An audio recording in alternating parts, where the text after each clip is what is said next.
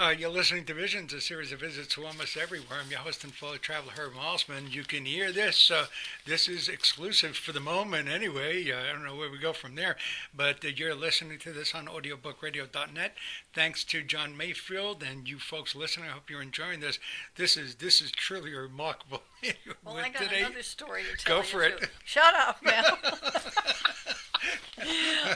Anyway, once I get rolling, it's been. Ooh, that was exciting. That was one of my spirit guides getting mischievous. Okay, I had an assignment to go to Egypt to go to see the Sphinx, and when I was there, the pharmaceutical company that sponsored me wanted to know if where all this, what do they call this? There's a special thing built under the Sphinx. I can't even think of Hall of Records, where every prescription to heal every disease known to man is hidden.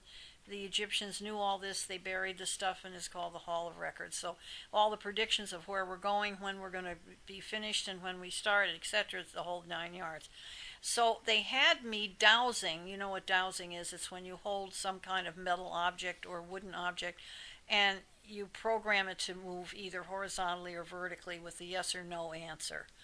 And they wanted me to go the whole length around the Sphinx with this to determine what was underneath.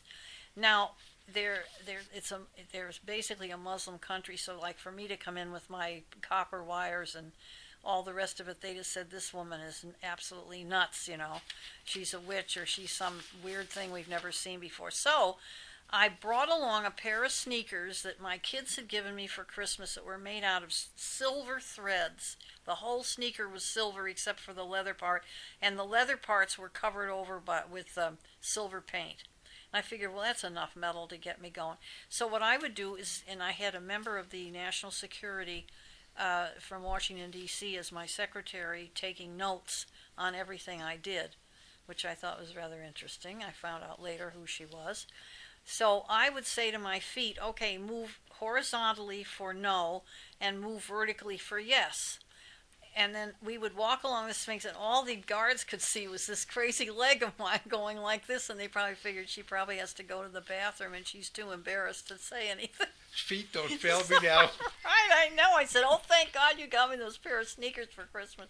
Anyway, so we started to go around the Sphinx and finish up the dowsing.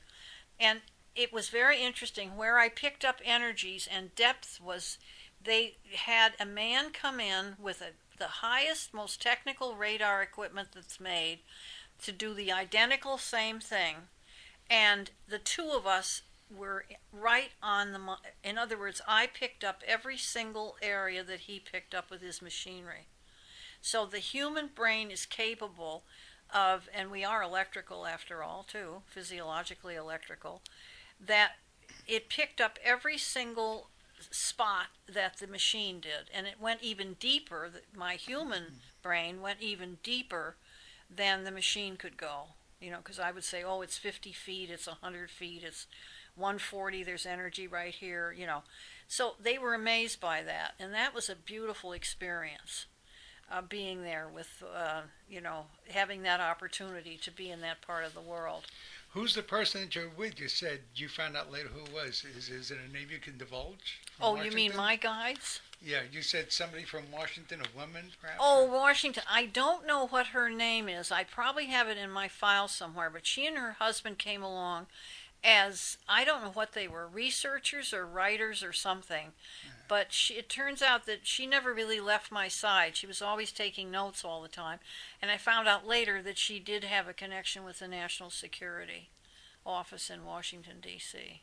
She was with the NSA. Perhaps. I'm not positive. Perhaps. Very, very charming person. Very nice. Why do you think they would have had that specific interest in what you done? Well, I think because if they could move the Sphinx, which they'll never be able to do because the government won't allow them to, there could be an earthquake there because it's built over a fall, it's built over a line, whatever they call that, grid or something. And it would have all the information you'd ever want to know is stored in there supposedly. So then So what an advantage. I mean, if a guy from a pharmaceutical company, why would he be interested? Well, of course, here's the formulas for everything you need to make to help everybody be perfectly healthy. And a representative from the National Security Agency from America, would that be the same? Would that be their aim as well, to know what was Well, going on? I think it would be interesting if they could discover predictive material that would tell them the United States is going to be the United States for the next 585 years. So and so is going to be running this country. So and so is going. I mean, if they have all that information, it's very possible. Now, they also feel that the original, like if the Old Testament and different papers that have been written in the original Arabic, what is it called? There's another word for Aramaic. I only know that script. from Passion of the Christ. The Aramaic right. script. Yeah, Right. that many scholars have, Jewish scholars and rabbis have worked on these manuscripts, and they can decode them so that certain predictions pop out of those writings that have nothing to do with what the writings are talking about. Right. It's totally fascinating. I have a video on that whole thing. Did you know if this woman was with the NSA before? I didn't know. No, I didn't But she know was until with we you all the finally way. got there. And then when I did the dowsing, she had to keep notes on everything that I picked up. And I never asked her where she was going to take her information. I wasn't able to give them any predictions about what was under there. I mean, I could tell them what I thought, but they would have to actually be able to move that Sphinx out of the way and get under there, and there's no way, No way to I do don't that. think, unless a terrible earthquake occurs. You were the first. We'll move along now for a moment, because Okay. we could just spend hours on I this. know we could. I know. I know we'll get back to this eventually, know. because I'm a believer in all this. Yeah. You were on Fox. Talk about your experience with Fox Television and when it happened and what occurred there. Yes, okay, Fox Channel 5. Now, what was the name of the show? Before this was the pre-Tea Party days, by the way. Yeah, and this is when Murdoch was, well, he's still involved, I guess, with Fox. Mm-hmm. But this show was, I can't even remember the name of it. Oh, my goodness. It's in my file there someplace. But anyway, Current Affair, is it? A current affair. Current Affair, that was Maury it. Povich. No, Maury wasn't involved in this. Wasn't he a current affair? I thought maybe He wasn't, Murray wasn't in this thing, but Murdoch was there because I saw him. And I think it was Current Affair. Yeah, it must have been. Where they Current have Affair. people come on and they do, yeah. Right.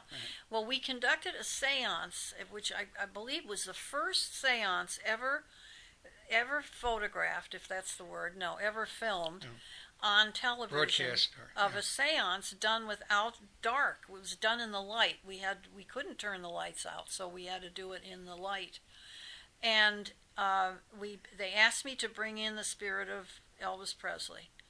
So I thought, oh my goodness, like I wouldn't really, my generation wasn't like Elvis Presley generation, but anyway. I'll bring you So- Vaughn Monroe.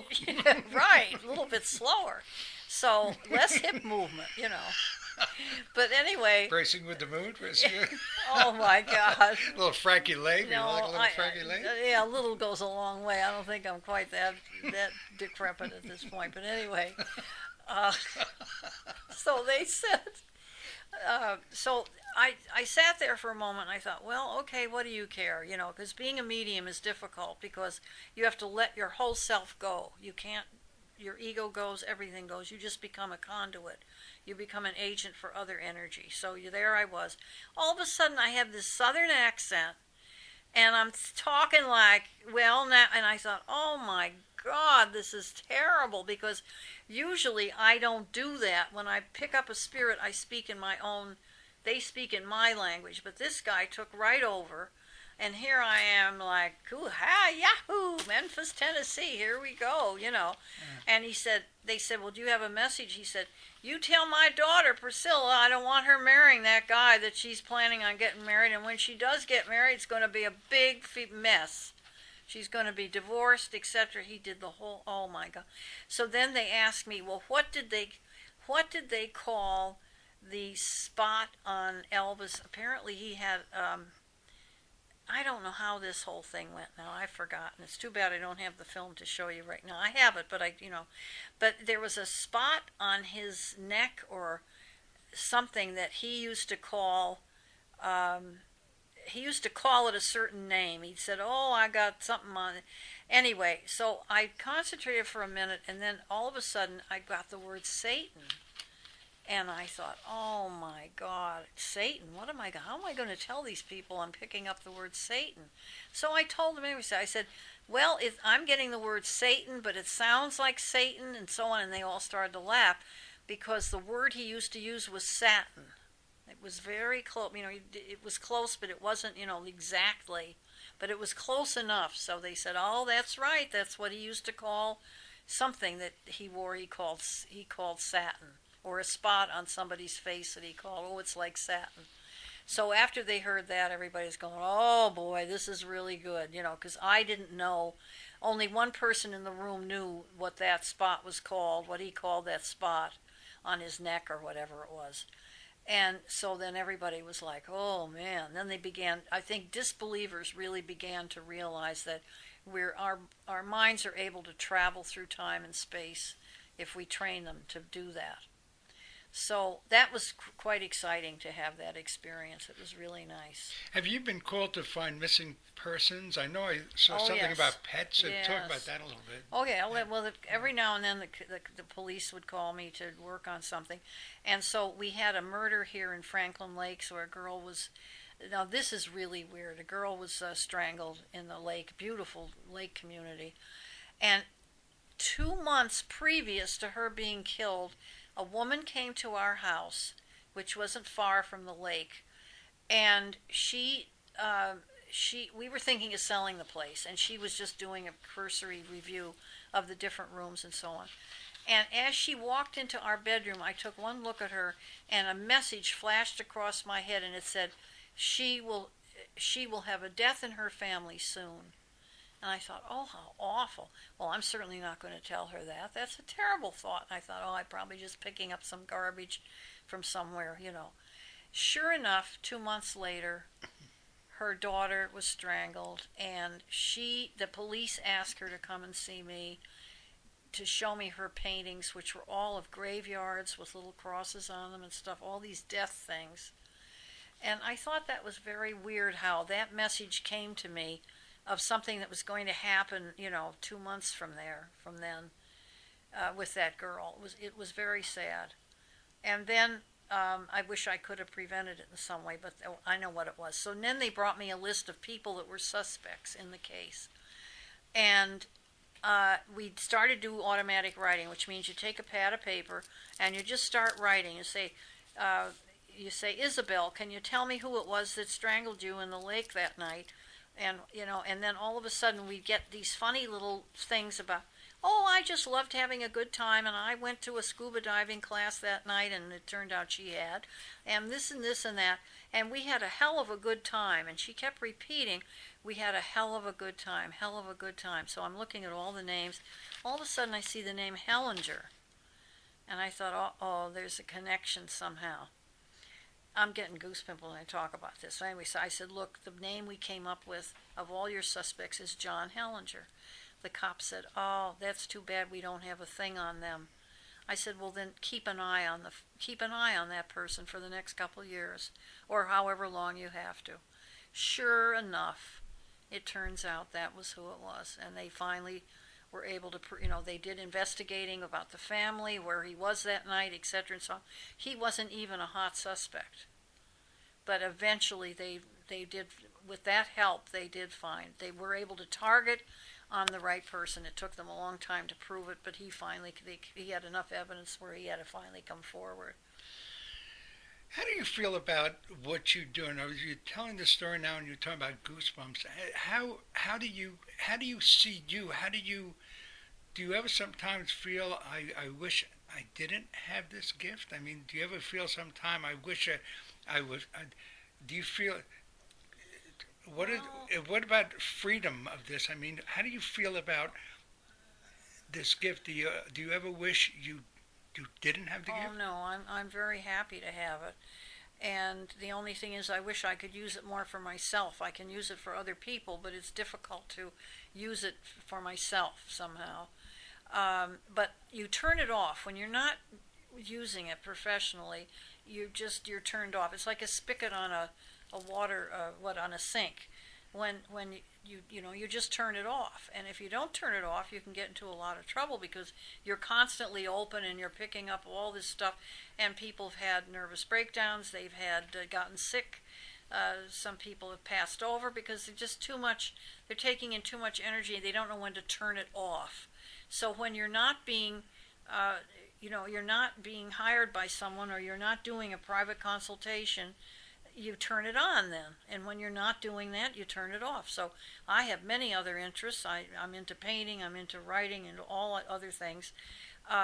That psychic gift, I'm very grateful for it, and I would never want it any other way. Don't you have random visions, like you were talking about, a death in the family? So that's sort of like a random vision. Well, yeah, that's true. Once in a while that happens. You'll be reading, and all of a sudden, like me seeing something out of the corner of my eye. Do you ever have that? A random something flashes across, something, wow. Oh, yeah. You have a revelation? Well, yeah, I've had... So you never really turned off? You never really switched off? Yeah, I really are switched off, though. Yeah, you really are switched off. When I was younger, I tended not to be as switched off because I was so fascinated with the gift that I used it all the time and went to all these fairs and, but then as I matured and got older, I said, this is crazy. I don't need to be. And I saw a couple friends of mine just get burned out. And I thought, that's it, forget it. I'm not, I don't have to prove anything to myself anymore. So I just turned it off. Right. On your website, you talked about a true daughter of an Aquarian daughter. Explain that being a true Aquarian age. Well, I have Aquarius at my midheaven, which means a teacher, and it means someone who's ahead of their time. Aquarians are usually the genius sign in the zodiac. I'm not an Aquarian, but I do have my midheaven there. But they're very visionary. Like, Aquarians are visionary, and they're usually ahead of other people. They put up with other people's stupidity, but they know what's right. And so sometimes they're very misunderstood. Mozart was an Aquarian. He wrote this gorgeous music. He said the music came to him from the spheres. I believe that. And so Aquarian, we're in the Aquarian age now, where you see everything's changing. Tremendous transition and turmoil and change in the universe. Who knows where we're heading? Nobody can really predict these times because they shouldn't be predicted. They don't need to be predicted. They're very Aquarian.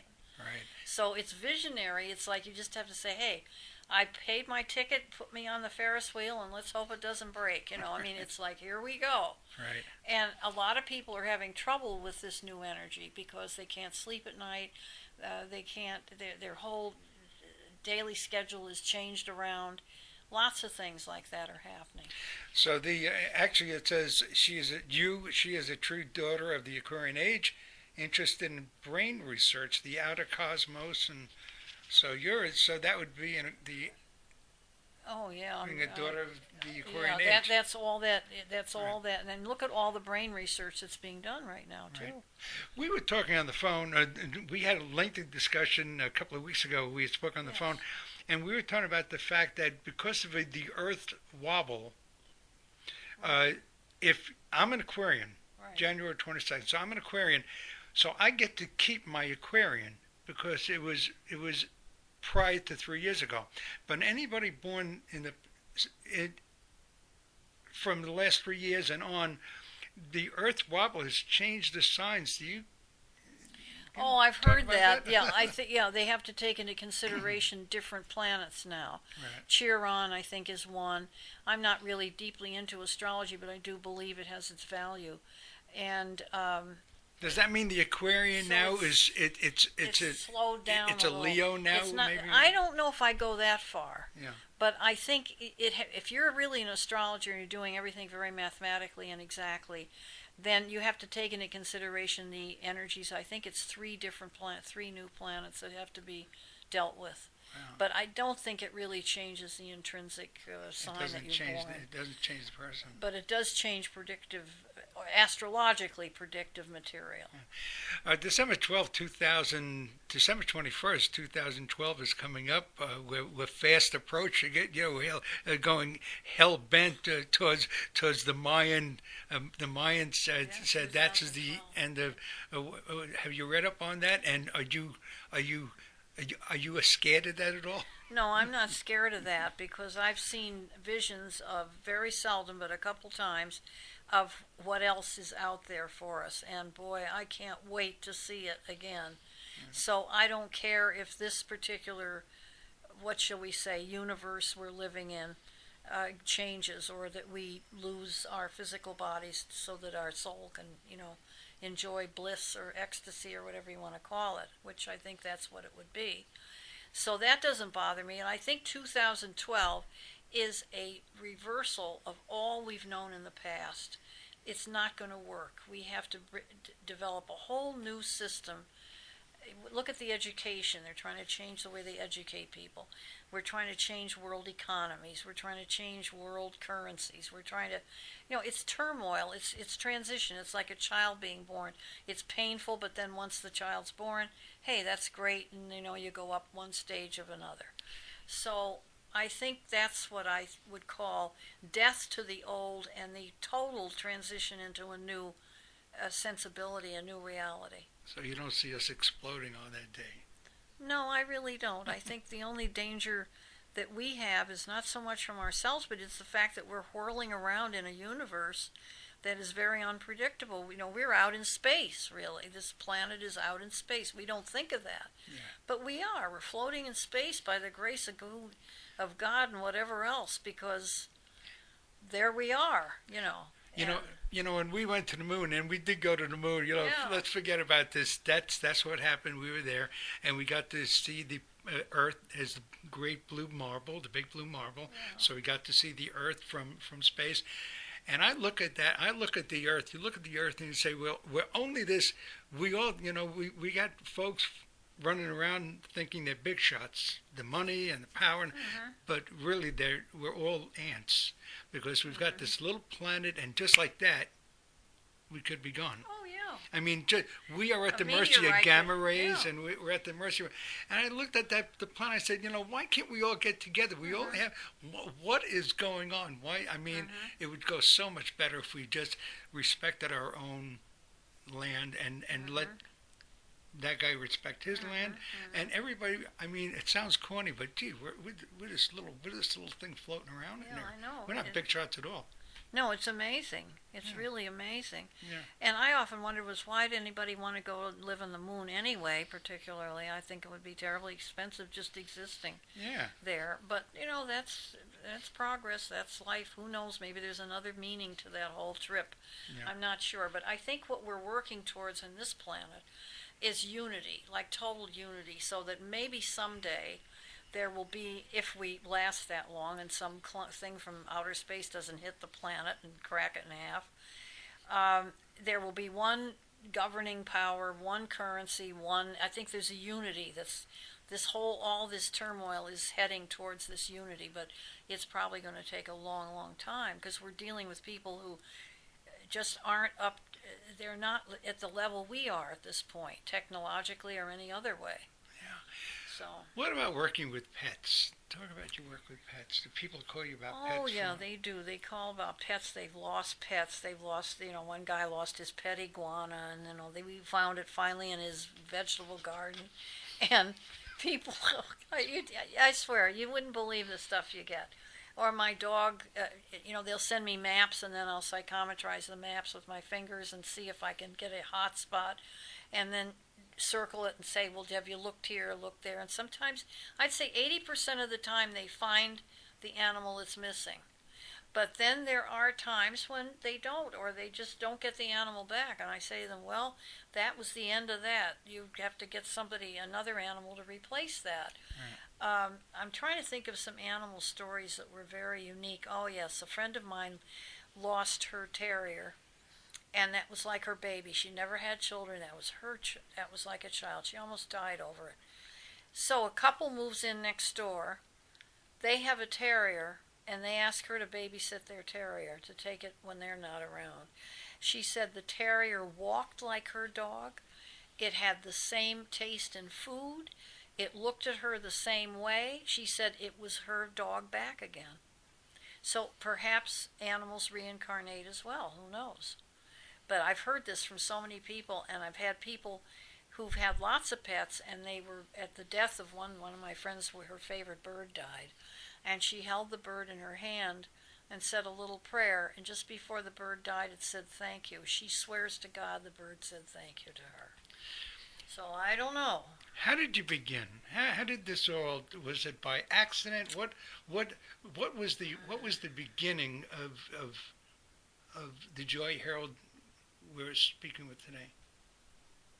When was the beginning? I guess the beginning was when I was a little girl, and I never felt that I belonged here.